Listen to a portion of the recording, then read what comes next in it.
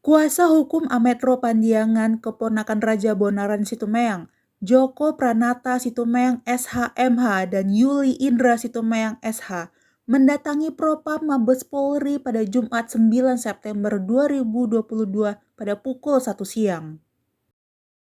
Kedatangan Joko bersama rekannya guna menindaklanjuti laporan terdahulu terkait kasus penculikan yang dilakukan oleh Oknum Brimob di bawah intervensi. Hari ini, tepatnya hari Jumat tanggal 9 September 2022, kami sama rekan saya, Yuli Indra Situmeang, kami kali ini bukan berdua lagi, Bang.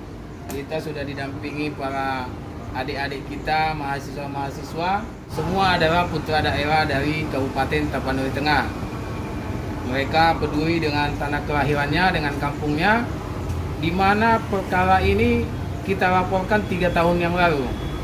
2020 kita melaporkan Bapak Komjen Pol Agus Andrianto terhadap intervensi atau penyalahgunaan kewenangannya terhadap adanya tindak pidana penculikan yang terjadi kepada klien kami, namanya Ametro Pandiangan.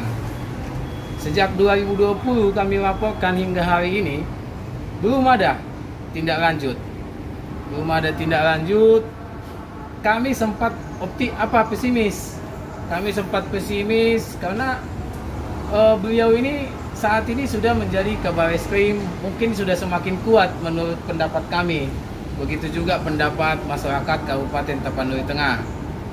Tetapi begitu kejadian yang terjadi pada yang ramai saat ini, Brigadir Joshua, Kapolri kami lihat sangat presisi sesuai dengan program yang dicetuskan beliau, di mana mulai dari jajaran bawah sampai perwira tinggi itu semua dikenakan obstruction of justice. Nah, kami sangat optimis saat ini. Kita bersemangat melihat keseriusan dari Bapak Kapolri ini. Kami berdoa mudah-mudahan punya kami ini juga akan diberlakukan itu.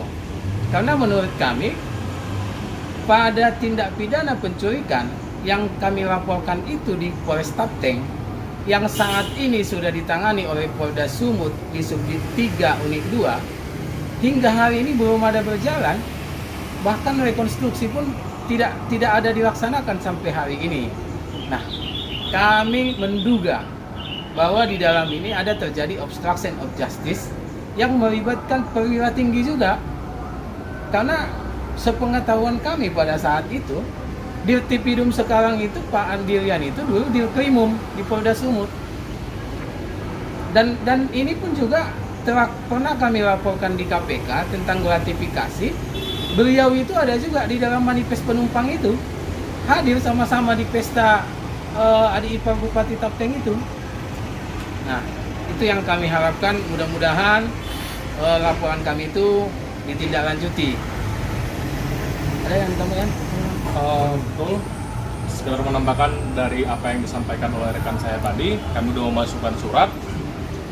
Bukti tanda terima suratnya ini nama Bu Sinti menjelaskan akan segera ditindaklanjuti dan akan disampaikan ke atasan. Mungkin itu yang bisa kami sampaikan. Bang, ini artinya sudah yang keberapa kali Bang artinya untuk mengontrol kasus ini Bang? Artinya kan dari sana pun tidak ada tindak lanjut. Nah, Abang kesini melaporkan kode etik ya. Nah, seperti itu tanggapan yang lalu itu awal seperti apa Bang? Kalau kita sih udah berkali-kali ya. Cuman karena memang semangat kita untuk membuka segala perilaku zolim ini, ya kita tidak menghitung sudah berapa kali kita kesini. Yang penting kita semangat, apalagi melihat Pak Kapolri sekarang ini, kita yakin Bapak Kapolri ini akan membantu menyelesaikan permasalahan kami ini. Bang, ini kan berawal dari kasus penculikan di lokal anggota Oknum Brimob ya? Ya. Seperti itu. Nah sekarang ini seperti apa Bang? Apakah ini juga dari rentetan itu atau gimana? Ini tetap rentetan dari situ. Jadi sewaktu kita laporkan tahun 2020, kita diperiksa di Propam Polda Sumut. Kita diperiksa, ternyata sampai sidang kode etik yang kita saksikan itu, yang disidangkan itu adalah Kasat Reskrim Polres Tapteng, Polres Tapanuli Tengah. dan juga si anggota BRIMOB dinyatakan terbukti bersalah karena si BRIMOB melakukan penculikan. Kemudian si Kasat Reskrim terbukti juga bersalah karena dinyatakan dia seperti obstruction of justice, membuat penculikan tidak cukup unsur. Nah, kenapa hanya sampai di situ gitu loh? Kan yang kita laporkan ini Pak Agus. Nah, Pak Agus sudah pernah diperiksa nggak? Sama kita tidak pernah dikasih tahu itu. Nah, sejauh itu. Nah, artinya sekarang fokus ke sekarang kan kabar reskrim dulu. Nah, apa nih dalam bentuk laporannya apa Bang? Silakan. Kita saat ini melaporkan hanya memohon tindak lanjut kepada Bapak Kapolri agar Bapak Kapolri juga tegas dalam melihat anggota-anggota di bawahnya dia ini yang mungkin juga akan berimplikasi ke depan. Dan kami janji apabila ini tidak ditindaklanjuti, kami akan datang dalam waktu yang dekat karena masih ada beberapa bukti lagi yang kami simpan.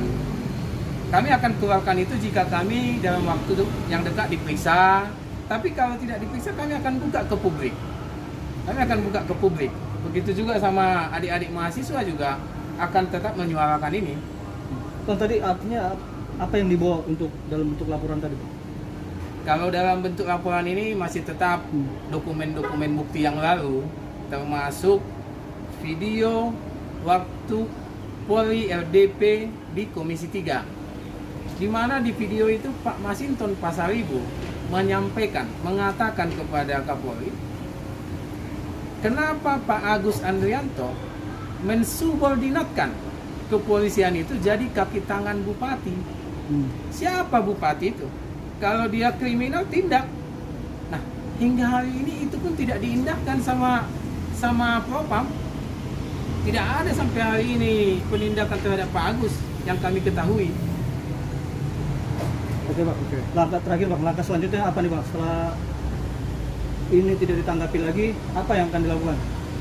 Kalau langkah selanjutnya terhadap mohon tindak lanjut ini, kita membuat tembusan kepada Kapolri, Komisi 3, Menko Polhukam hingga Presiden. Kami akan menunggu 2 minggu. Apabila tidak ada juga, kami akan datang lagi. Mungkin kami akan datang lagi lebih banyak lagi bersama para mahasiswa ini. Terakhir, ia menegaskan bahwa permasalahan ini adalah masalah yang sangat serius karena menyangkut nama seseorang perwira berpangkat Komisaris Jenderal Polisi. Dengan tuduhan menghalang-halangi penyidikan yang dilakukan kepolisian yang seharusnya bahwa yang bersangkutanlah yang harus berdiri di garis terdepan menegakkan hukum di Republik ini.